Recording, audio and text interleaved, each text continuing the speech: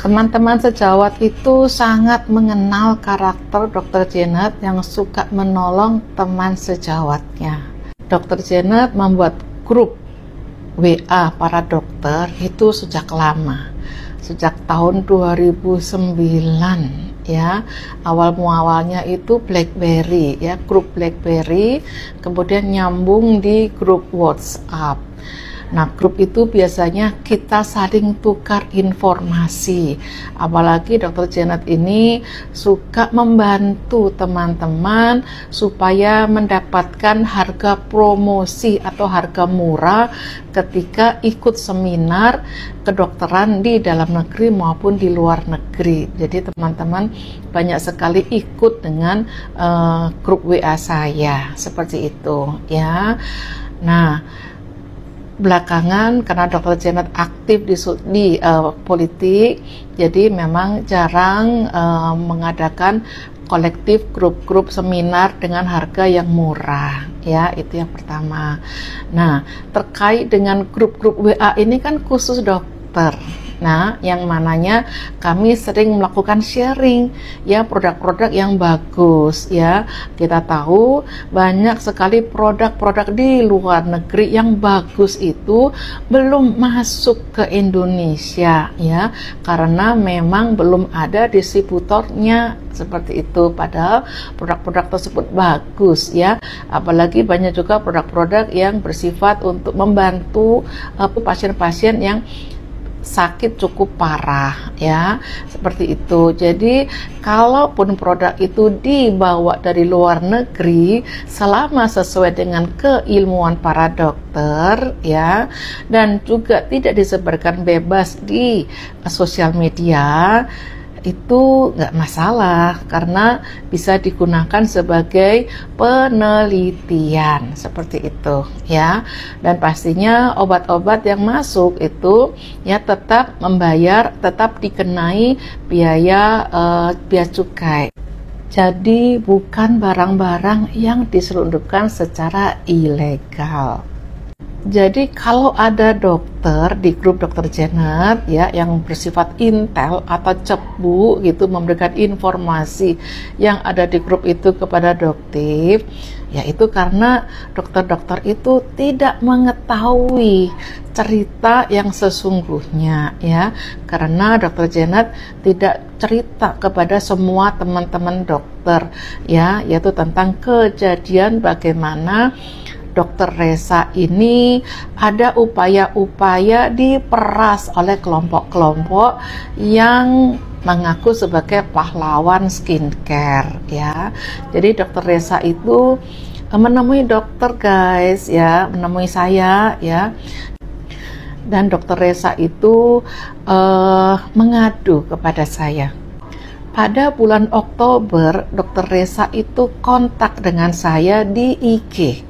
Ya, tetapi karena Dr. Resa dan saya itu waktu itu belum saling kenal, sehingga Dr. Resa itu belum berani banyak bercerita kepada saya ya. Dan belakangan saya baru tahu kalau bulan Oktober itu bulan yang sangat stres buat Dr. Resa karena itu tadi ada pihak-pihak yang ingin memeras beliau ya. Jadi Dr. Resa itu Oktober sudah mencoba menghubungi Dr. Janet ya. Kemudian dia diem aja ketika dia menyapa saya juga menyapa balik, salam kenal dok, ada yang bisa saya bantu begitu. Tapi beliaunya diem aja karena memang mungkin belum kenal, jadi belum berani bicara. Awal Desember ya, awal Desember itu yang kuasa mempertemukan saya dengan Dr. Resa pada acara seminar ISWAM ya, seminar kedokteran kecantikan itu yang terbesar tingkat internasional, banyak dokter-dokter asing yang datang dari luar negeri ya. Di situ ada 4.000 dokter ya. Di tengah banyak dokter yang seminar itu, Dr. Resa bertemu dengan saya itu kalau nggak kehendak yang kuasa nggak bisa terjadi. Padahal saya dengan Dr. Resa itu nggak kenal, ya. Saya hanya melihat beliau di IG, di TikTok, gitu kan. Beliau kan orang yang cukup terkenal, ya, seperti itu, ya, influencer lah di TikTok, ya, seperti itu. Tapi awal Desember dia ketemu dengan saya, ya. Kemudian dia menceritakan bagaimana dia mengalami teror, ya, secara psikis oleh oknum bertopeng, ya. Bahkan sales obat, sales kosmetik itu digunakan sebagai alat teror, alat untuk menyampaikan pesan-pesan teror yang dilakukan oleh oknum bertopeng, ya. Rekaman-rekaman suaranya itu diberikan kepada sales obat, nih, sampaikan kepada Dr. Resa, seperti itu, hingga seperti itu, ya. Jadi teror dia tuh luar biasa. Kemudian Dr. Resa mengajak saya bertemu kembali. Dia menceritakan banyak hal tentang bagaimana teror si oknum bertopeng, ya. Karena panjang sekali ceritanya, saya tepuk dia, kamu dimintain uang, gitu, ya. Saya tepuk dia. Dr. Resa nggak mau cerita sebenarnya, tapi saya tepuk dia, kamu dimintain uang. Karena apa? Karena aneh sekali, gitu, ya. Kenapa oknum ini hingga menteror hingga seperti itu, begitu, ya. Saya tepuk dia, kamu dimintain uang. Iya, Dok, gitu. Saya yang stres. Hah? Iya, Dok, gitu. Gimana ceritanya? Begini, begitu, begini, begitu, ya. Ada oknum dokter juga yang selaku perantara, begitu. Udah, kamu ke situ aja, ya, sampai kapan kamu seperti ini, begitu, ya. Kemudian oknum bertopeng mengajak bertemu dengan suami dari Dr. Resa, ya. Dr. Resa, suami Dr. Resa banyak cerita kepada saya. Kemudian saya bilang, ya, kamu harus lapor polisi. Takut, Dok, gitu.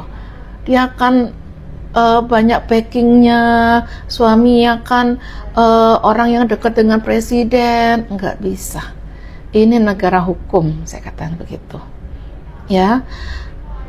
2 hari kemudian saya dapat WA dari beliau. Dia mengatakan, Dok, saya lapor polisi.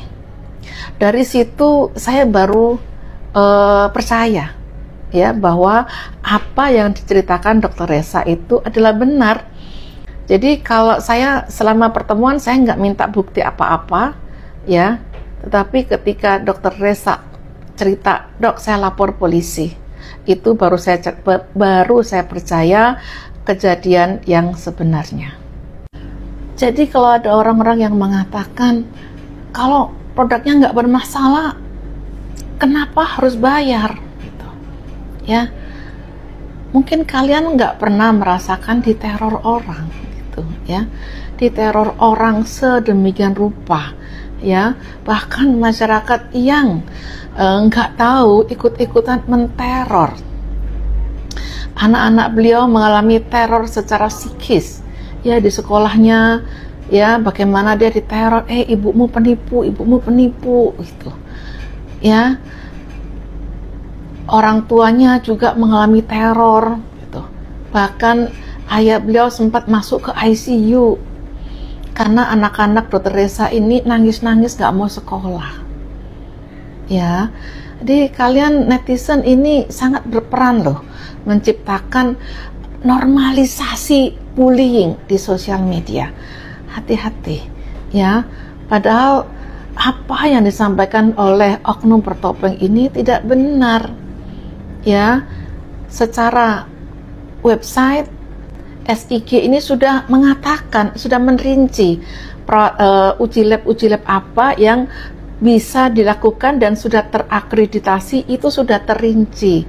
Dan di situ tidak ada, SIG mengatakan niacinamide maupun retinolnya di situ terakreditasi oleh CAN, sudah dicatat oleh SIG. Bahkan KAN pun, ya, di email sama Mas Gary apoteker, ya, di situ pun KAN ya, Komite Akreditasi Nasional mengatakan SIG ini belum melakukan akreditasi untuk parameter niacinamide dan retinol itu pada sediaan kosmetik ya. Kalau pada sediaan obat ya dan juga akan hewan, kadar vitamin B3 atau niacinamide-nya ini sudah terakreditasi, tapi pada niacinamide pada kosmetik belum terakreditasi. Loh, kok oknum ini berani mempublish? Nah, itulah ya, harusnya di sini BPOM harusnya tegas begitu ya. Dan juga BSN atau Badan Standarisasi Nasional, ketika pengacara dari Dr. Reza Mandurisura di situ dikatakan SIG laboratorium belum memiliki ruang lingkup sebagai laboratorium penguji untuk sediaan kosmetik dan belum mendapatkan akreditasi KAN. Dan awal Oktober sebetulnya Dr. Reza itu sudah melakukan uji lab dan sudah lapor ke BPOM, sehingga produk Dr. Reza itu kan nggak ada ya yang disegel atau dibatalkan izin NA-nya oleh BPOM. Ya, jadi kalau teman-teman kelompok sana itu ya kekeh dengan overclaim ya, karena mereka itu punya kepentingan. Salah satunya apa? Tadi itu peras jeruk lemon ya. Dan kelompok-kelompok mereka ini jualan produk tapi dengan menjelek-jelekan produk orang lain. Jadi mereka tuh punya kepentingan semua. Tetapi kemudian mereka mengadu domba, masyarakat diadu domba. Ya. Jadi hati-hati dengan oknum-oknum seperti ini. Jadi masyarakat kita kawal terus kasus ini ya, supaya benar-benar tidak terjadi lagi huru-hara ya. Ya, kita harapkan saja polisi maupun jaksa pengadilan ya segera memproses kasus ini supaya tidak berkepanjangan ya, karena konflik ini, huru-hara ini akan sangat berpengaruh dengan perekonomian Indonesia, khususnya ya tentu tenaga kerja di pabrik-pabrik yang direview jelek oleh oknum ini dengan tujuan peras-peras lemon ya. Kita kawal terus kasus ini ya, supaya apa yang dikatakan oleh Profesor Mahmud MD ya, di situ dikatakan kalau kamu kehilangan kambing lapor polisi malah kehilangan sapi. Nah, itu jangan ya. Jadi saya harapkan penegak hukum supaya segera memproses kasus ini secara gamblang dan seadil-adilnya tentunya. Dan masyarakat ya jangan terprovokasi dengan oknum-oknum yang mencari keuntungan di tengah air yang keruh. Jangan terprovokasi, jangan terpecah belah. Indonesia ini sudah banyak masalah. Jadi kita sebagai masyarakat Indonesia jangan menambah masalah. Jangan menjadi orang yang mencari-cari kesalahan, mencari-cari keributan begitu ya. Nggak berkah usahanya seperti itu. Jadilah orang yang membangun masyarakat Indonesia, membangun perekonomian Indonesia, memajukan para dokter-dokter untuk melayani masyarakat dengan baik. Oke, dari saya salam cerdas dengan Dr. Janet.